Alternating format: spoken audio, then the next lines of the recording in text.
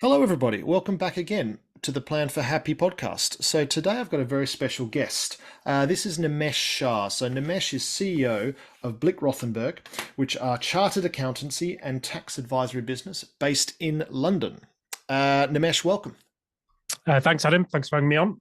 And so Nimesh and I met a few months ago when we were both on Claire Barrett's FT Money podcast, and so we got discussing tax and fun stuff, things like that. This is going to be a thrilling conversation for anyone who doesn't like tax and accounting.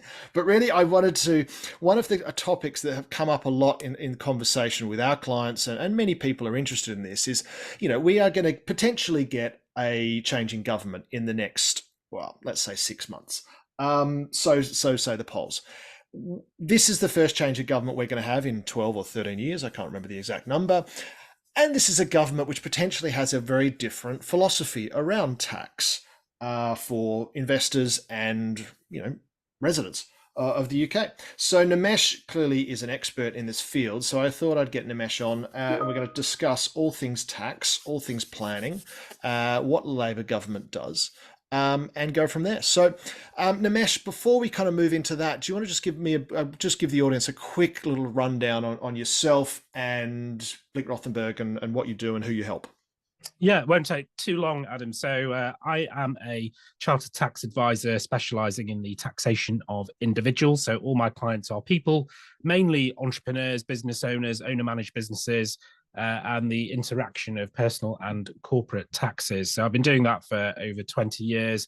The last 11 years or so at Blick Rothenberg. And now my role at Blick Rothenberg is the CEO. We are around 730 people, all in London in Covent Garden, and we do all things accountancy and tax. But the focus of the firm, the focus for myself very much is focused on the individual and their personal accounting and tax matters. Lovely. Excellent. And so, look, as we kick this off, we've actually had a little bit of a head start, or the current Conservative government has given us a little sort of taster of what potentially we were going to get. Now, there is an argument that they stole Labor's policy, but whatever. We have already seen some significant changes announced, albeit this is important, that has been announced and yet to be enacted, I believe, and I can help, you can clarify that. But this with the change in the non-dom tax rules. So do you want to just kind of run through the basics around what was announced and the impact that you've seen so far?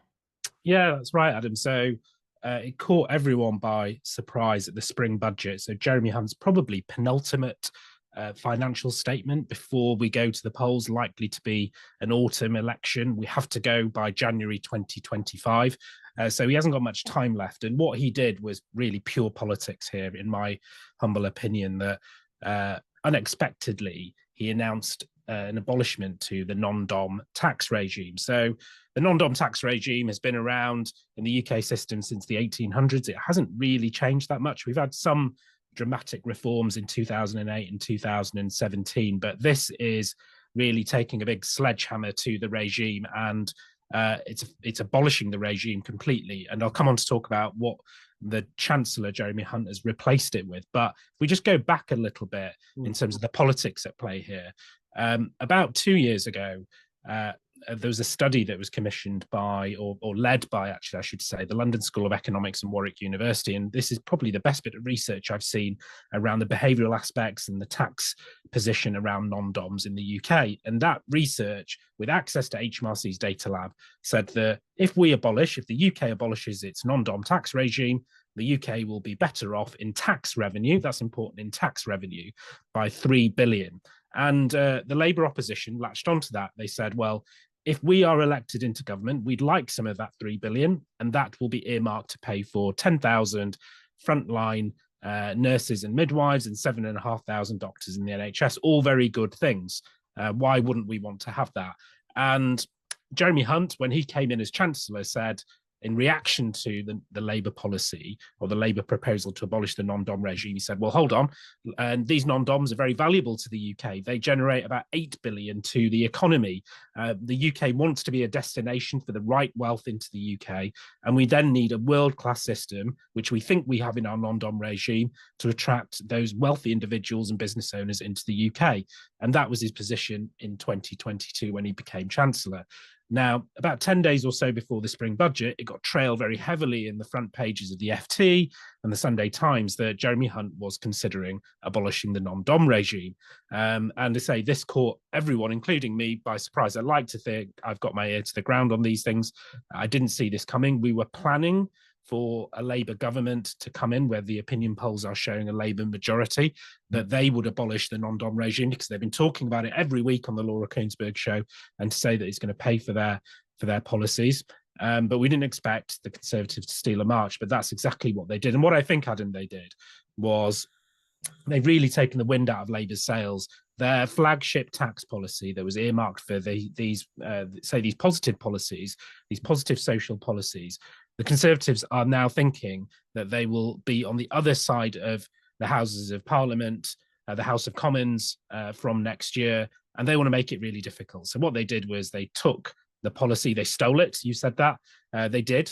And that was in order to pay for their national insurance cut, which is going to, again, make life very difficult for a new government coming in order to balance the books and pay for new policies. And what I suspect that the tactics around this was taking the wind out of Labour's sails, but also assuming that we will have a Labour government. The Tories want to be on the front foot when they're in opposition, to say to the country that, look, we told you that Labour would raise taxes because they're going to have to.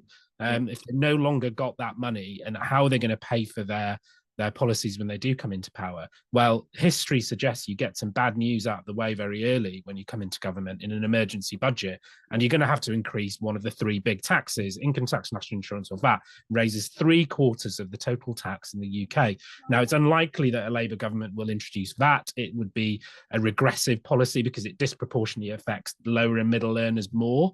So where you're going to see it happen and bite is likely to be income tax or national insurance. And that's not a particularly good place to be if you're in government and the opposition are saying, there's your tax bombshell from the incoming new government. And I think that's what the Tories are doing. They're essentially positioning themselves right now to be in opposition. And what I'm hearing actually around the non-dom proposal, because this I suppose what I'm seeing is that this has been rushed through. All we got on spring budget day was a very short proposal document about what this would look like, but no legislation, no consultation. Pretty unusual, because this is a big change in the UK system. And from April next year, non-doms is no more. We're going to have a 4-year residency-based regime. If you've already been here those 4 years, you've got a cliff edge. You are now in full worldwide taxation from that point. There are some transitional provisions to ease the pain for the non-doms who are now going to face much higher taxes. And what I'm seeing, Adam, we touched on this in the preparation for this podcast, was that I'm already seeing non-doms leave the UK. These are highly mobile, transient people. What their intention wasn't to remain in the UK permanently. And where their circumstances allow, especially with the nature of business these days being more digital, you can do more remote working. People wanting to now get out in order to make sure that they're not exposed to what will be a hefty tax bill and that cliff edge, as I said, from next April. And I could talk about this all day around how I think I would have taken non-doms on the journey. I think you could have got there, but it's the cliff edge that's causing a lot of tension now with the non-dom community. So that's fascinating. And there's a few things I want to explore in there. So the first thing is the cliff edge and this 4-year cliff edge. And just can you take me through this again? So this is the idea of, if I'm imagine I am I would love to say a very wealthy Australian. in my when I fall asleep at night, I'm potentially that person, but at the moment I'm not quite that person. But imagine I'm a very wealthy Australian. I might have owned a few sort of coal mines or gold mines and a few racehorses. And I moved over here in 2021, let's say. So I moved over here 3 years ago. And I've got assets. I've got a gold mine back in Australia, which is paying me, 10 million a year or something ridiculous. Mhm. But I've got some business interests over in the UK as well. And so, previously would pay I would be a UK tax resident, and so I would pay tax on my UK based income, and then I would pay the X amount. I think it was the £60,000 or something like that figure, which were effectively offset to say I don't need to. I'm paying that amount as a call it, I don't know, penalty tax charge or some sort of tax charge, Yeah, it's a fee. Yeah. overseas fee, Mm. to therefore make my non UK based income not taxable within the UK. And that's how it previously operated. Is that correct? Yeah, that's absolutely right. So the broad principle is, as you said, Adam, that the non-dom regime is a special tax regime, and it currently, under the current law, it gives you a 15-year pass, Yeah. which essentially says UK sources of income taxed here, but anything you earn outside of the UK is only taxed to the extent you bring it here. Yeah. Now, there's an issue with that, and I suppose the policy drivers around why we're changing this is actually the non-dom regime is pretty complicated. It's also very archaic as well. The basis of your taxation around your domicile, which is a funny concept. Not many countries in the world have this concept of domicile, and it's based on the origin of your father. So again, pretty perverse that you have a taxing basis that is linked to the origin of your father, and you're discouraged from bringing money into the UK. So actually, look, I'm a big proponent for simplification. And what the government have done is genuinely simplify things. Yeah. So now what we have is a residency-based regime, a 4-year free pass, though, and I'll come on to my issues with that in a moment. But actually, you can now bring what you want into the UK. And so that's a good thing that non-doms before would have come here. They would have had to create what we call a pot of clean capital. This is money that they would have had before they became resident. They could bring that to the UK, but anything they earned during their periods of residency, they could bring it here, but they would have been taxed here. And so they're effectively discouraged from spending, in some cases, investing in the UK. And what the proposal is saying is actually, we're going to get rid of all that nonsense. It's no longer linked to your father's origin. You can bring what you want here. And it is a very, very simple regime, but it's only 4 years. Yeah. And when we look at other tax holidays, because this is essentially a tax holiday, when we look at regimes that have popped up that have tried to compete against our non-dom regime, the periods tend to be longer. So Italy is around a 10-year regime, for example. Portugal had a 5-year regime. So there are other countries where the regime is longer, and so 4 years for me is far too short. And if you're thinking about coming to the UK and settling here in order to get permanent residency, you actually need more than 4 years. So people are facing now this sort of cliff edge around, well, if I need to stay here to get permanent residency, and we want to encourage, say, the right talent and the right wealth and the right businesses into the UK, well, again, there's a deterrent there around them staying here longer to get PR. So I have some issues with the time frame in particular, because it doesn't then give you the opportunity to come and settle here, because that's what we essentially want. We want people to have enough time here where their children are in schooling, they've had time to set up their businesses, they've integrated into the local community. 4 years just doesn't feel like long enough, and so you're forcing people out who are possibly going to spend maybe less because they're not settled here permanently, indefinitely. They may choose to rent rather than buy, as an example. Yep. And look, I think the other, we've talked a bit here about income and about the income thing, but I think another huge impact and a huge driver of decision making in terms of whether global wealthy individuals choose to live and choose to base themselves in the UK is inheritance tax. Right. Because you've got these are people who have. I'm going back to my basic example. I've got a gold mine worth hundreds of millions in rural Australia, whatever. If I then choose to base myself in the UK because I like the weather, I'm being slightly sarcastic here, but or I marry a Brit and I want, I raise it, I have a British school, but I fall very much at risk of not. I fall very much at risk. That gold mine is now actually my children are not going to get that gold mine because that's gone in inheritance tax because 40% of it is gone. Versus if I stay in Australia, there is no inheritance tax in Australia. There is no inheritance tax in Canada.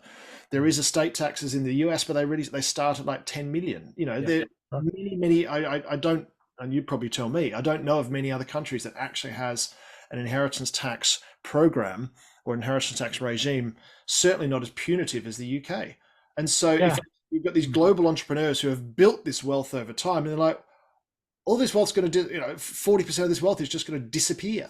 Yeah. Why Yeah, would that's right. So for inheritance tax, we have and we don't know too much yet about the inheritance tax proposals because, again, the rush of trying to get these proposals announced at the spring budget, what the government said was there was about 2 lines in the technical document which said we're going to have a consultation.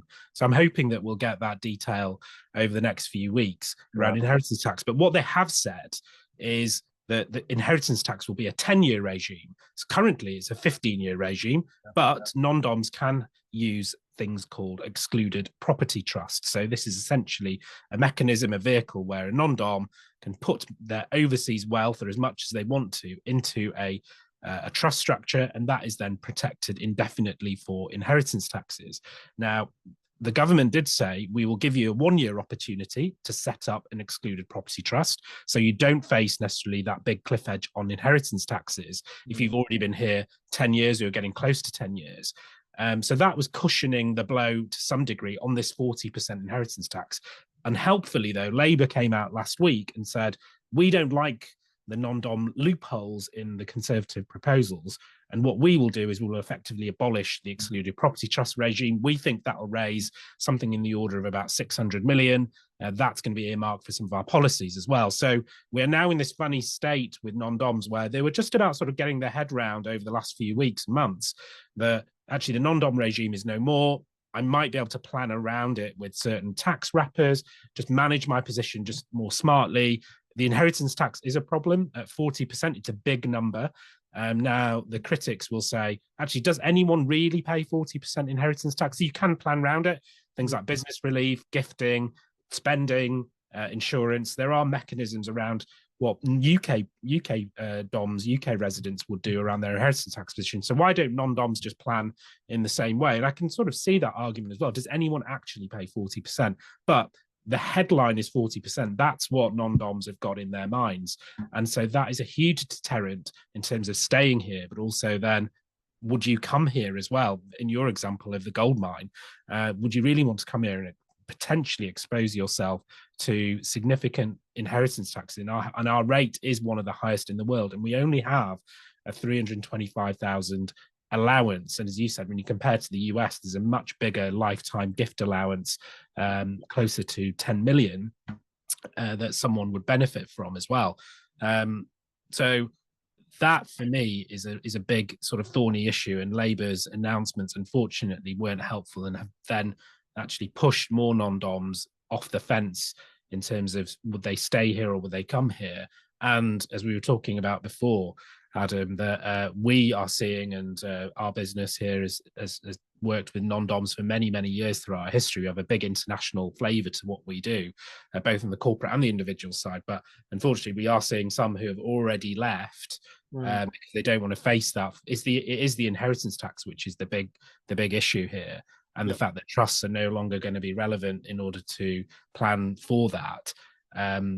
And we've seen a significant amount of wealth already go and a significant amount already planning. And some quick maths in the office, just in relation to a small sample of clients, we think we've already got about 2 billion that's under risk of either having left or in going, and that number is going up as well.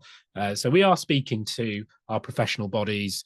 We are speaking to our contacts within Treasury and HMRC around, do they understand the impact of this significant capital flight going out of the UK and the impact on the wider economy?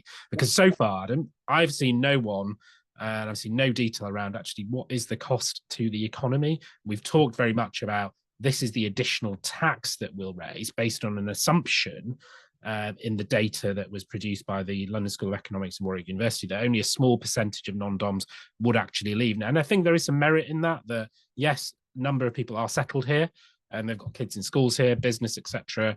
But the anecdotal evidence that we're seeing right now, not only in the network that I operate in, but also my wider profession within the law firms and the other accounting firms, we are seeing a flight of capital go, because also the signalling from a potential Labour government coming in is, well, if we're going to see these changes on non-doms even before they've been elected, they say it's a directional move. Yeah. What are we going to see on the wider tax environment in the UK? Because the headlines are very much that the UK already has one of the highest tax burdens in 50 years. Now, it's not the highest in the world, I should say. So I need to qualify that our tax burden as a percentage of GDP is somewhere around the average in Europe, at about 35-36% as a percentage of GDP. Other countries, some of the Scandi countries, are much, much higher. And so, they have a healthcare system that works. They have education that is paid for. They, yeah. Sorry. yeah, and I suppose maybe that is where a future government is taking this, that actually our tax burden may get higher and get worse, and there's going to be a lag between then the investment in public services before things do get better. But something needs to change here. But from my perspective, I think someone does need to do the economic impact assessment of a short-term capital flight out of the UK, and what does actually that mean for business and entrepreneurship? I mean, I'm literally going back to my undergrad economics degree and thinking about and it was the Laffer curve. You remember the Laffer curve, which is as nice as it. And for those who never did economics or forgotten their economics, the Laffer curve is a curve which basically is a chart. It's a how to describe it? It's almost, it looks kind of like a bell curve, but it shows the relationship between tax rates and tax revenue. And the principle is the higher the tax rate goes, actually, the lower incremental revenue you raise, because capital flights, people leave. And especially, this isn't the 1850s. No one has to get on a boat anymore. As you said before, these are wealthy individuals who have multiple houses around the world. They have multiple businesses around the world. They have multiple, they're based in different places. They can choose to be based wherever they like.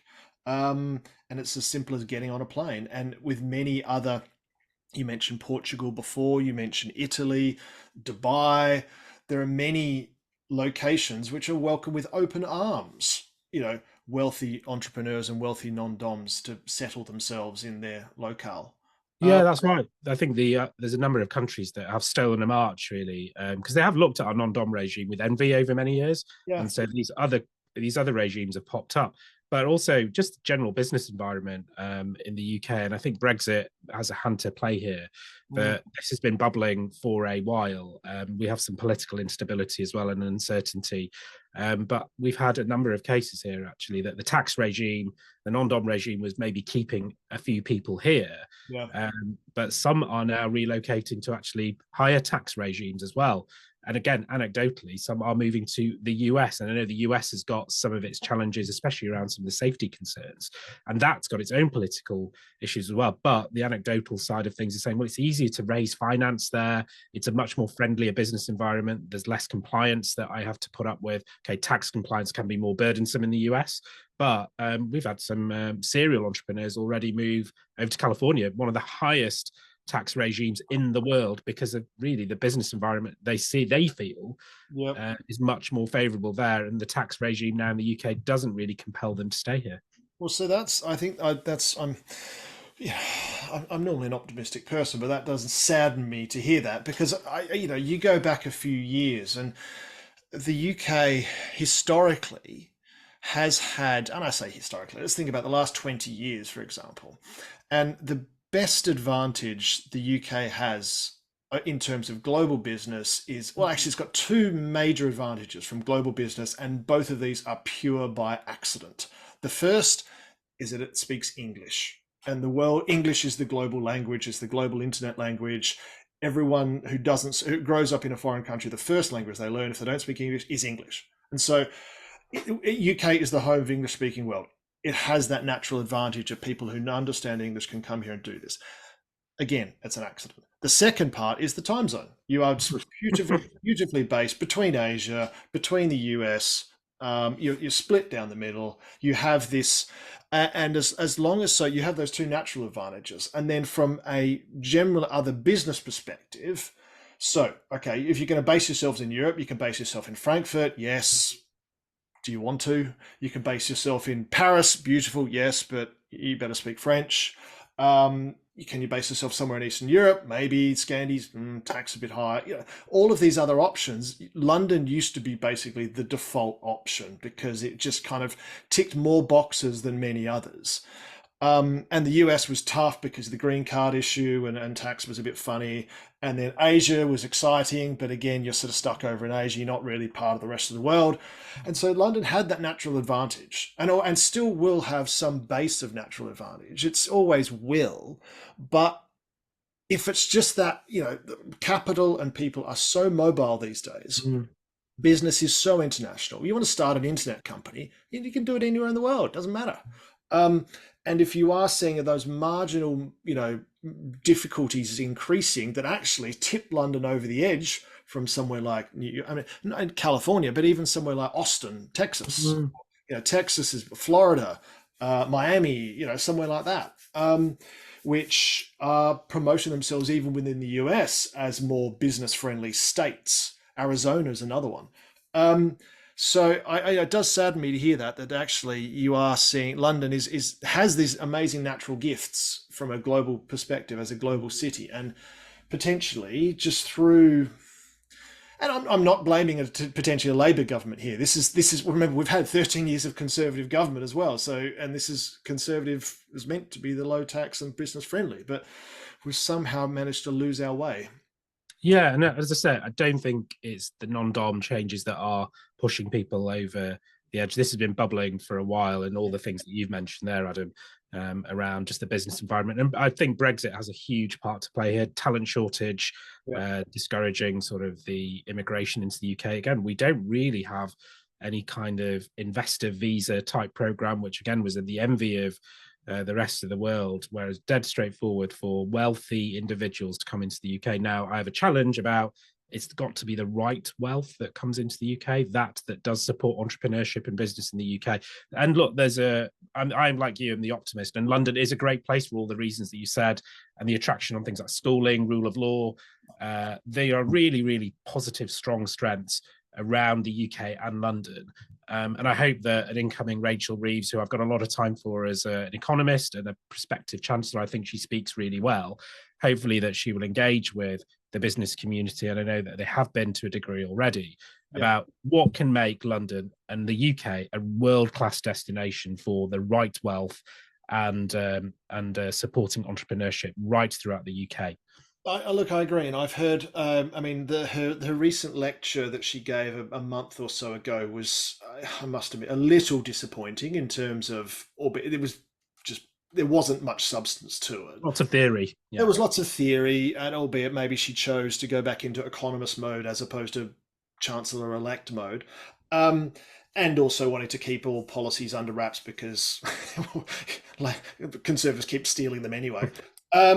But, thinking about, I had heard a conversation with her previously, and I'm interested in your thoughts on this, where she wanted to really highlight the difference between, and they wanted to highlight one of their thoughts, and their long-standing thoughts was highlighting the difference and making sure there was a real differentiation between tax on income and tax on wealth. And she really kind of highlighted that. And that was in the same breath. She was talking about entrepreneurship and small business growth and those sort of, and that area as something that she really wanted to grow and expand within the UK when she became Chancellor, when she became. And so that did, I remember hearing that. It was probably about 6 months ago. And I remember being really positively surprised on that. So I thought, wow, that's fantastic. In your mind, following that principle, if she does, and again, we're just pontificating here, we're guessing, but what if she wanted to encourage income and encourage working and entrepreneurship versus wealth, what are the type of things she could potentially do? Yeah, the things that I suppose that are up for grabs here, capital gains tax is the obvious one, and at the moment, we should remember that actually capital gains taxes are in a way going up because the annual capital gains exemption has come down from around 12,000, it's 6,000 last year, and now it's 3,000. So it's a really small amount of capital gains tax free money for people taking risks. So it could be investing very simply in Apple stock, but that is a risk as opposed to just a bank deposit. Yep. But now you are tipped over into paying capital gains tax with just having £3,000 of capital gains. But the rate itself, our rate at 20% is a really good rate. It's a relatively low rate compared to Western standards. We did have something called entrepreneurs relief. That was a 10% rate on gains up to 10 million. When I first started practicing, actually, we had a 10% rate to an unlimited amount. And again, that was a very attractive regime for entrepreneurs, business owners. Unfortunately, some of that did get abused by some of the private equity industry, who created structures around how they could access it and also then push the envelope even more. So what we ended up having is a cap on 10 million, but that 10 million has gone down to 1 million. Rishi Sunak's first budget as Chancellor actually brought it down from 10 to 1. But 20% as a headline rate is not a bad place to be. And I think most entrepreneurs would live with that. And that's certainly the entrepreneur clients that I deal with. Now, one of the things that's been bubbling around, Adam, has been, well, will capital gains tax get aligned to income tax and we reintroduce inflation allowance? Yeah. Now, that I think would be quite dramatic, although Rachel Reeves has come out and said, we're not looking to do anything with capital gains tax. Although Angela Rayner pretty much on the same day or the day after said, we are looking to do something. So they do need to talk to each other a bit more. But I think for now... Remember, she has a personal involvement in capital gains tax. She does at the moment, very topical, yeah. But for now, I'm not sensing that Labour are going to do anything with CGT. Also, it raises so little as well. And again, you risk pushing that capital out of the UK in terms of investment going forward. So not seeing that. Inheritance tax is already very high. We might see a Conservative government as their last swan song do something very dramatic with inheritance tax. That's been a really strong rumour over the last two financial statements from Jeremy Hunt. And I think desperately the backbenchers do want to do that. So don't be surprised if we do see Jeremy Hunt leave a real surprise for Labour when it comes to inheritance taxes. But the one that I think we're all alluding to is, will we have a wealth tax? Yeah. There was something called the Wealth Tax Commission report, and I think this is at the back end of 2020 when we were all stuck in our living rooms. And this, again, was a report, a bit of research from a couple of universities, again, similar individuals involved that were involved in the non-dom research I mentioned earlier on. Now, this talked about a one-off wealth tax. Now, wealth taxes are really difficult to introduce. It's a new tax. That's always difficult, both in terms of the legislation and also operational side of it. HMRC have got enough to do. Can they really handle another tax in our system? And what do you do? How do you deal with things like your main residence and your pension? So people who are asset rich on paper, with lumpy illiquid assets or things that they can't get access to. But how do you then deal with wealth taxes on that? So there's a cash flow issue and a valuation issue with wealth taxes. And some countries around the world have introduced wealth taxes and then rode back on them after a few years because they found that they're really difficult to implement, but also they have been a deterrent to wealth in that particular country. So I don't think, I'm not hearing right now, it's been a few years since this Labour opposition has said that they would introduce any form of wealth tax. I think that's probably right. The previous Labour government, the previous Labour opposition under Jeremy Corbyn and John McDonnell, that was something that was very, very seriously considered. But under the backdrop of all of this, we shouldn't lose sight of the fact there's huge wealth inequality in the UK, huge wealth inequality globally as well. And there is something that needs to be done around sort of the social side of, well, how do we bridge that gap a bit more? The tax system doesn't seem to be working. And I don't think anyone's really solved the answer about that. Now, what you really want is growth in order to be able to fuel more investment in infrastructure and schooling and health. There is just a challenge, though, in the UK because of, I think, a talent shortage. That we can't get the right growth agenda here in order to be able to generate those additional revenues to, again, bridge that gap. Because what you want to do is invest in knowledge and development in our talent so that it does bridge that gap more naturally. But that takes a long time. And what I don't see from any government and what I don't see from Labour yet, and I hope, again, I've got time for Rachel Reeves, and I'm going to give her the benefit of the doubt because I think I back her in terms of her substance eventually, that we need a strategy around tax and growth. What we don't need, which I was really disappointed with last week, around their sort of their trigger on we're going to do this on non-doms, we're going to do this on closing the tax gap. Actually, those things are real in isolation, Adam.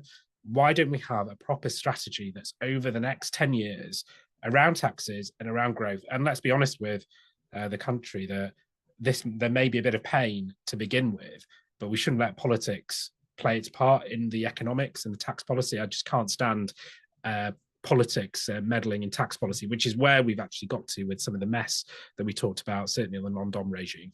No, I completely agree, and I think and look, I agree with basically everything you just said then. But the idea is if you can set out a vision for someone, and when I say someone or society in general, if you can say, okay, this is where we're going, this is where I want to take us, this is what this is going to look like, and these are the steps that we need to get there. By the way, some of those steps might be negative for some people, and there might be some bumps along the way, but that's because if we need to with this, because what we have right now, you could argue, say, isn't working or needs to change. And so that's where we want to get to. So there needs to be a little bit of change to get there. And if you can set out that vision for somebody, and I say somebody being the average voter or the average citizen, to say, okay, this is where we're going, this is how we're going to get there, this is the bumps that we're going to have to navigate to get there, it becomes a lot more acceptable and a lot more tolerable to someone say, okay, I accept that, and for this argument, CGT is going to go to 40%, whatever. Okay, I accept that because I know, but I can see the vision that they are going on a hospital and school building binge, and you are going to have 200 new hospitals built in the UK, and you're going to have 300 new schools built in the UK, and all of these things that if you set out a vision for someone like that, and this is what we do all the time in terms of financial planning, the whole point about you can't get someone to spend less, you can't get someone to save more unless they have a reason to do it, and you need to give people a reason to do something. Yeah. So I think it's a really powerful. And so it goes back to we need visionary leaders, and yeah, and I think we need. I think if you can plan for these things, Adam, especially around taxes, which is say my pet subject. Yeah. Please don't introduce things overnight. I think, again, going back to the non-dom example, that's not the way to do it. Had we taken non-doms on the journey and we'd given a message to the wider global network as well, because we're discouraging now wealth coming into the UK, had we positioned this in a better way, I don't think we'd be in the situation of people panicking, because they don't really need to panic. But the politics has made them do that, and some knee-jerk reactions going around then as well. I think it's worth then mentioning, just then with one eye on a change of government, that some of the other policies that Labour have talked about, VAT on private school fees, again, doesn't raise a huge amount, 1.5 billion. My colleague was telling me that she sat in on a lecture from the Institute of Fiscal Studies the other day. They don't believe the impact on state schools will be as vast as what some may fear. And the additional burden for those that will continue to be in private schooling. Maybe the school will pass on some of the VAT that they can reclaim back in lower school fees as well.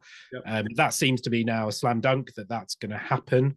And then the one that I suppose is worrying a number of our finance professionals is, will the carried interest regime get aligned to income tax? You talked about just before this alignment on wealth and income.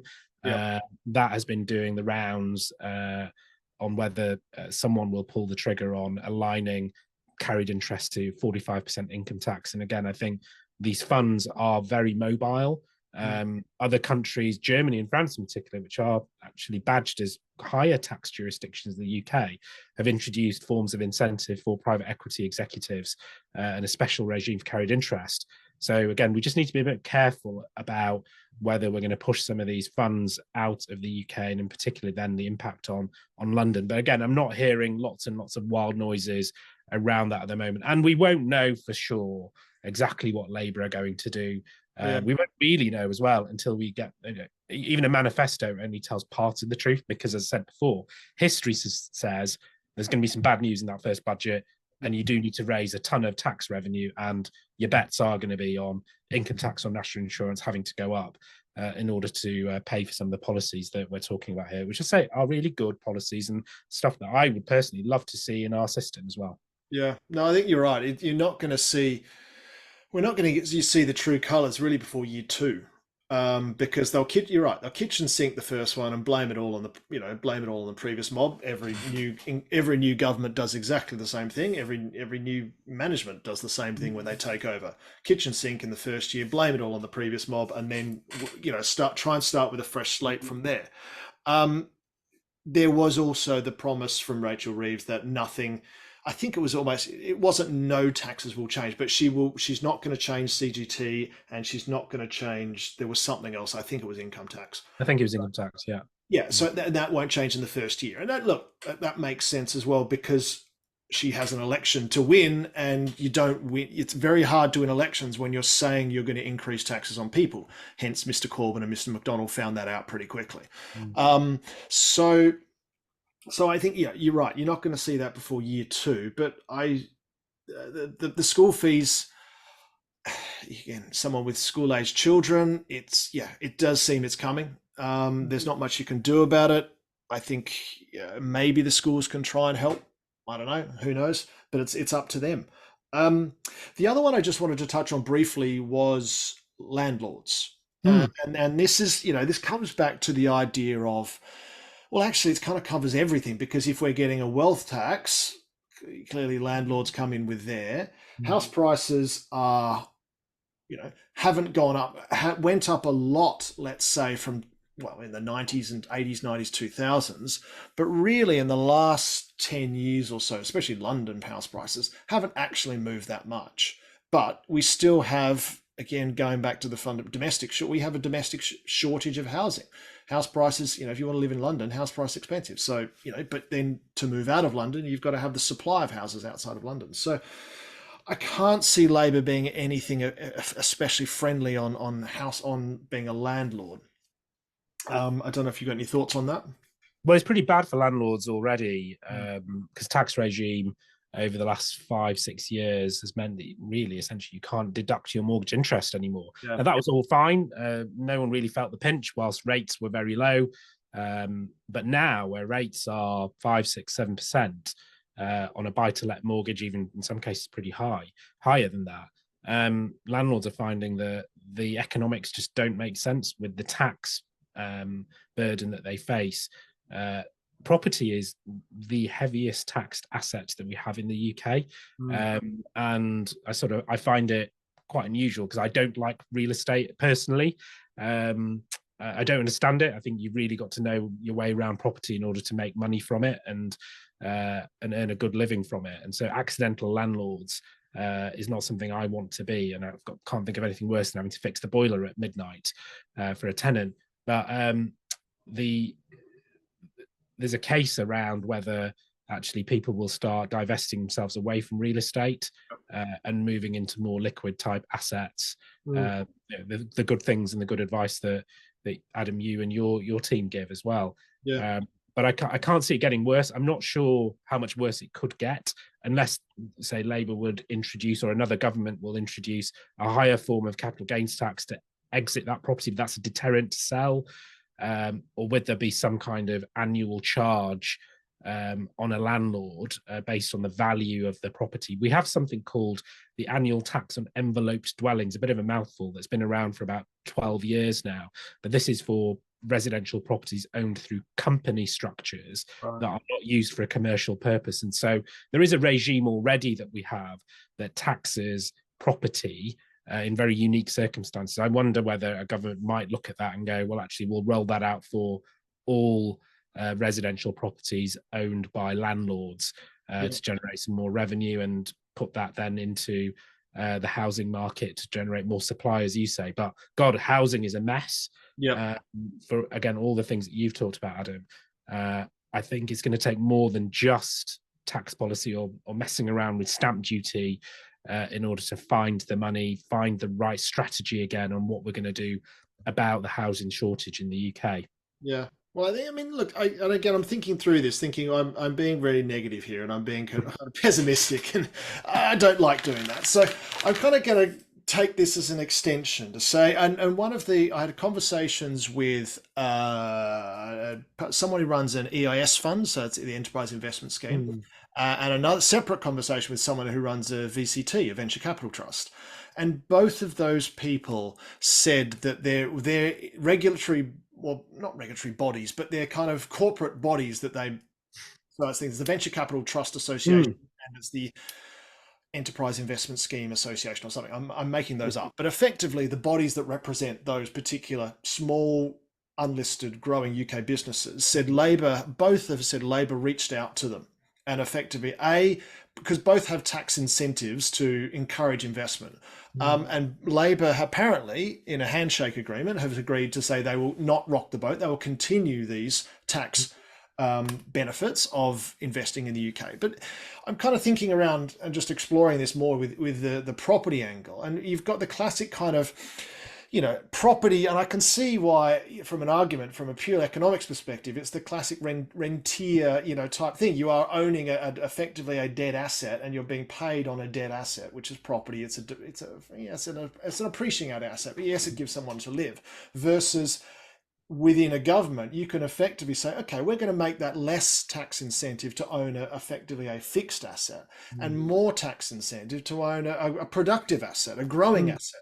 Make more encourage more investment in small unlisted UK businesses. Really build the venture industry within the UK. Encourage that whole Silicon Roundabout area to kind of expand and take over, or not take. Try and take some market share from Silicon Valley. And there is this chance, there is this opportunity to really kind of go, if we can get, and hopefully this potential new government can get out of the kind of domestic blinkers of mm, Twitter fights and who says what, and actually think, okay, what can we do? Because there is loads of global capital out there. What can we do to encourage that and actually build that productively?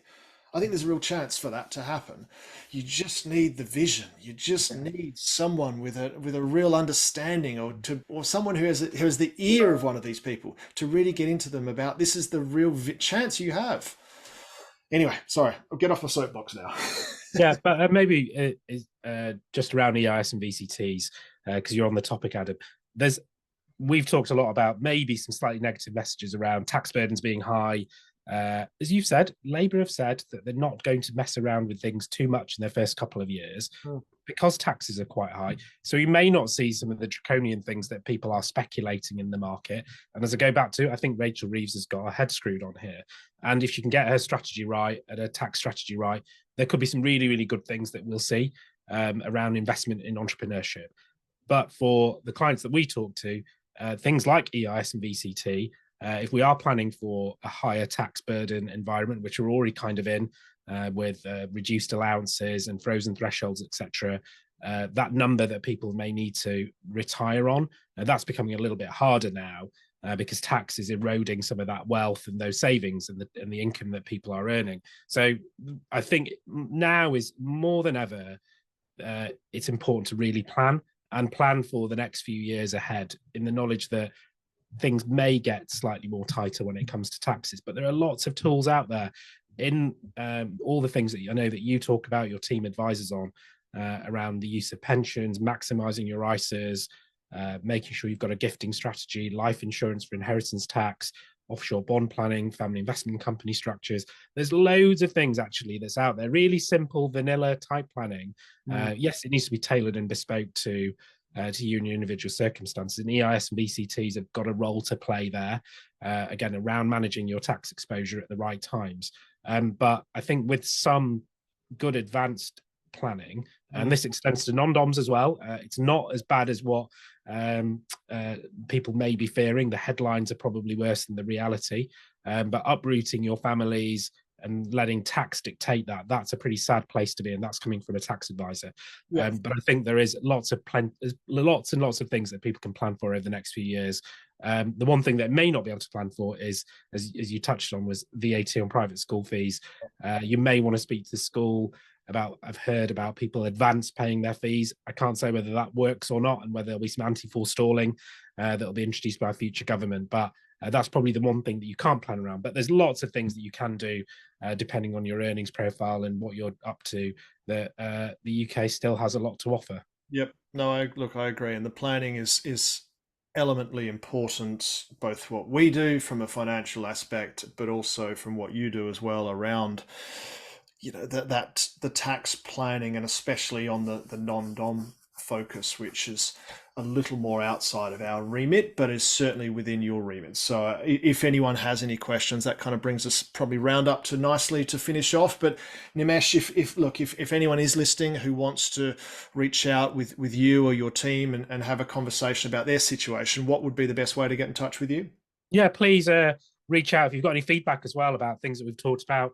I can get off my pedestal now around setting the world to rights, but I'd love to hear from people about what their thoughts are, their feedback is about what we might see in an election year, and also more people go to the polls than ever as well. So there's going to be lots of change globally. But you can find all of my details on the Blick Rothenberg website, www.blickrothenberg.com, and there's lots more insights on there. There's a tax calculator on there as well. We've got lots of content about the recent spring budget and some videos there of people other than me talking about the world of tax. So please go and have a look at that, and you'll find all of our contact details there if you want to have a chat. Excellent. Thank you very much. So just actually a final note, a story came to mind where I'm not sure if you remember this, but when Francois Hollande got elected as president of France, I don't remember the year. I want to say 2013, maybe 2012, somewhere around there. He was elected as on a socialist platform with a potential, and he was elected within the manifesto he was going to charge an 80% top rate of income tax. He never charged it. They never actually introduced it, they rolled back. It was never even introduced. So, just going back to your step, a lot of this sort of talk and noise and politics is a lot of that. It can just be politics, and when it comes to actually leading, and Hollande's, what actually he did by doing that was he reached across the divide for his people who didn't vote for him. All of a sudden, on day one, had a better feel and better vision of what he was about. So anyway, I just thought I'd add that in because we live in hope this year. We live in hope. I want to finish this on a slightly more optimistic note. But no, I think Nimesh, that's been brilliant. Thank you so much. Great to chat as ever.